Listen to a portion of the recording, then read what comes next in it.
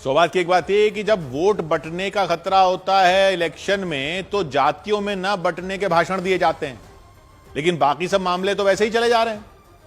फिर वही हुआ, दमोह में दलित समुदाय का एक दूल्हा घोड़ी वाली बग्गी पर बैठ गया तो बवाल कर दिया अगड़ी जाति के लोगों ने। और किस पर हमला कर दिया? बग्गी के मालिक पर। और बग्गी के मालिक पर तो किया ही, घोड़ी को भी नहीं छोड़ा। बग्गी के मालिक को मारा, उसकी बग्गी तोड़ दी, घोड़ी को बुरी तरह मारा। क्यों? क्योंकि दलित दूल्हा बग्गी पर कैसे बैठ गया। और फिर नारे लगाएंगे एक हैं तो सेफ हैं। किससे सेफ हैं? घोड़ी तक तो सेफ नहीं है।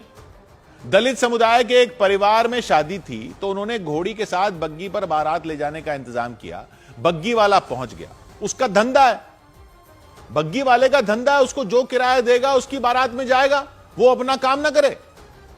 वो पहुंच गया तो ये समाज के ठेकेदार टाइप कुछ लोग पहुंच गए कि दलित दूल्हे को बग्गी में बैठने नहीं देंगे।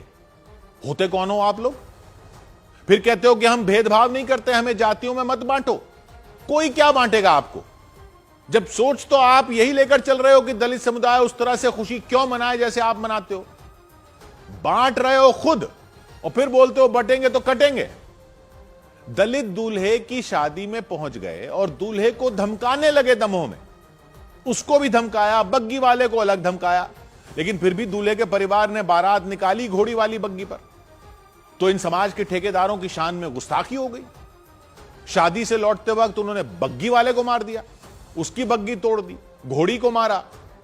अगर आपने अब अपने आप को अगड़ी जातियों के झंडा बरदार कहने वालों से ही वंचित जातियां सेफ नहीं है, तो किस मुंह से कह रहे हैं उनको एक होने? एक हैं तो सेफ हैं।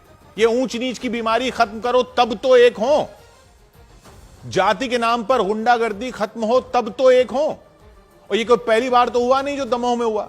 गुजरात में भी कुछ दिन पहले ऐसा ही हुआ था, जबकि छतरपुर में एक बारात में दूल्हा खुद पुलिस वाला था और बाकी पुलिस के साथी आ गए थे बारात में, तो बारात निकल पाई थी। लेकिन यह हकीकत है कि यह होता रहता है। दलित समुदाय और किसी अगड़ी जाति के परिवार में शादी होना तो दूर की बात है, ऐसे लोग तो घोड़ी पर नहीं बैठने देते। ठेका ले रखा है आपने रस्मों का। कोई दलित उस तरह से खुशी भी नहीं मना सकता जैसे आप मनाते हो। फिर कहते हो आरक्षण अब तक क्यों चल रहा है जब सबको सब अधिकार मिल गए हैं आजाद भारत में। कहां मिल गए हैं अधिकार? संविधान में ही तो मिले हैं।